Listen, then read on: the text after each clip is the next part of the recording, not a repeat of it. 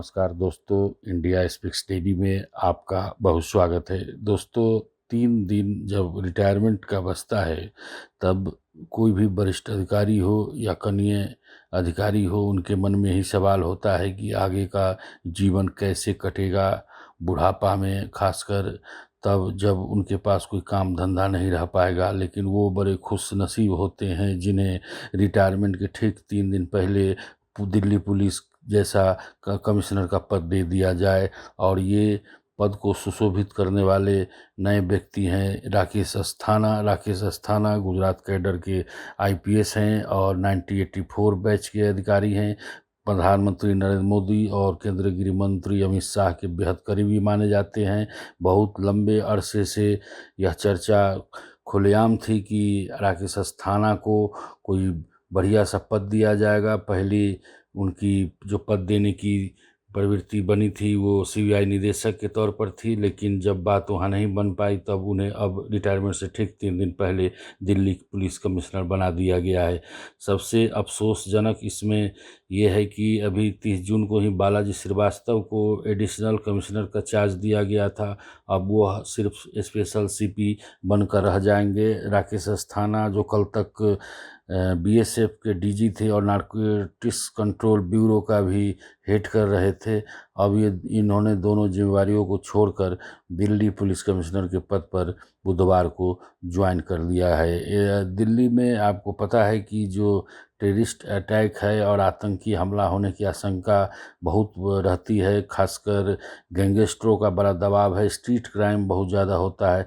इन सब पर नकेल कसना राकेश अस्थाना के लिए एक चुनौती भरा होगा। मुंबई जैसा दिल्ली में कोई अंडरवर्ल्ड जैसा चीज़ तो नहीं है, लेकिन आतंकवादी हमले और खासकर जो यहाँ पे रहने वाले गैंगस्टर हैं उनके बीच जो आपस में गैंगवार होता है, उस सब पर नकेल कसना दिल्ली पुलिस के नया कमिश्नर के लिए चुनौती भरा होगा। आपको राकेश अस्थाना के बारे में मैं थोड़ा सा जानकारी दे दूं। राकेश अस्थाना वो शख्स है जो काफ़ी चर्चा में रहे हैं। जहां भी पहले इनकी तैनाती हुई है, इन्होंने अपने नाम को मीडिया में कहीं ना कहीं सुर्खियों में रखा है। और सबसे पहले यह तब चर्चा में आए थे जब 1997 में इन्होंने चारा घोटाला की जांच करते हुए बिहार के उस समय के तत्कालीन पूर्व मुख्यमंत्री लालू प्रसाद यादव को गिरफ्तार कर जेल भेज दिया था। इन्होंने धनबाद में जब सीबीआई में ये प्रतिनियुक्ति पर थे तो डीजीएमएस को एक बार रिश्वत लेते रंगे हाथों पकड़ा था।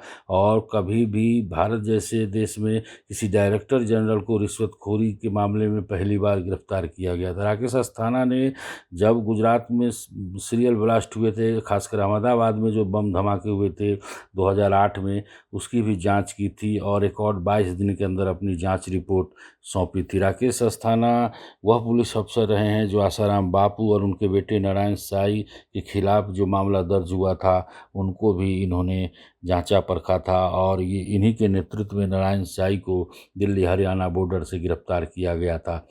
अस्थाना विवादों में भी रहे हैं और सीबीआई में जब ये तैनात थे तो इनका निदेशक आलोक वर्मा के साथ भ्रष्टाचार को लेकर विवाद हो गया था। इन पर आरोप लगाया गया था कि ये मीट कारोबारी मोइन कुरैशी का पक्ष लेकर आलोक वर्मा के पास गए थे, जिससे दोनों के बीच एक दूसरे पर भ्रष्टाचार का आरोप लगा था। काफ़ी वाद विवाद जब बढ़ गया तब इनको सीबीआई से हटा दिया गया था। विवादों के कारण 2019 में करीब 2 साल पहले उन्हें director general bureau of civil aviation security एवं नारकोटिक्स कंट्रोल ब्यूरो का महानिदेशक नियुक्त किया गया। आपको पता होगा कि जब सुशांत सिंह राजपूत की रहस्यमय मौत हुई थी मुंबई में, तब यह वही शख्स है जब पूरे केस के एंगल में इन्होंने ड्रग्स का लेन देन को पाते हुए अभी तक कई गिरफ्तारियां वहां करवा चुके हैं, या इनके देखरेख में जो कलाकार ड्रग्स वगैरह की खरीद फरोख्त में रहे हैं या कंज्यूम करते हैं ड्रग्स,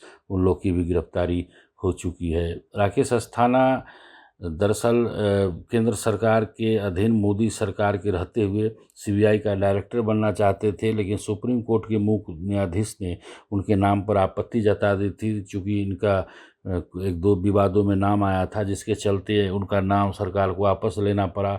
लेकिन अब सरकार ने इसकी भरपाई करते हुए उन्हें दिल्ली पुलिस कमिश्नर नियुक्त कर दिया। राकेश अस्थाना के व्यक्तिगत जीवन के बारे में आपको बता दूं तो ये मूल तौर पर उत्तर प्रदेश के आगरा के रहने वाले हैं, लेकिन इनके पिता हरे कृष्ण अस्थाना, जो झारखंड का एक प्रतिष्ठित स्कूल है नेतरहाट हाई स्कूल, वहाँ पे भौतिकी के शिक्षक थे। ये परिवार के साथ वहीं रहते थे। राकेश अस्थाना का जन्म भी 1961 में रांची में हुआ था। इनकी प्रारंभिक शिक्षा भी नेतरहाट स्कूल में हुई थी और इसके बाद इन्होंने रांची के सेंट जेवियर कॉलेज से ग्रेजुएशन किया।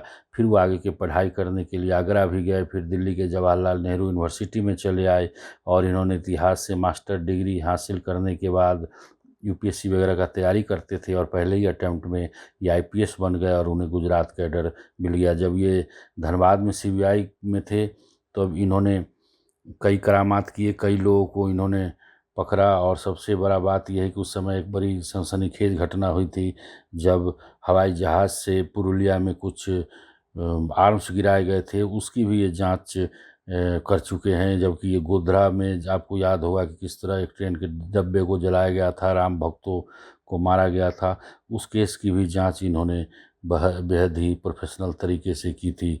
राकेश अस्थाना जो व्यक्ति हैं वो दिल्ली पुलिस में अब कुछ बदलाव भी करेंगे और उम्मीद है कि कुछ जो वरिष्ठ अधिकारी हैं उनके तबादले किए जाएंगे और नए तेज तर्रार अधिकारियों को भी लाया जाएगा, जिससे राजधानी की कानून व्यवस्था सुचारू रूप से ढंग से चलाया जा सके। और देखना होगा कि आने वाले समय में राकेश अस्थाना दिल्ली पुलिस को किस ऊंचाइयों पर ले जाते हैं। आज की वीडियो में बस इतना ही। धन्यवाद।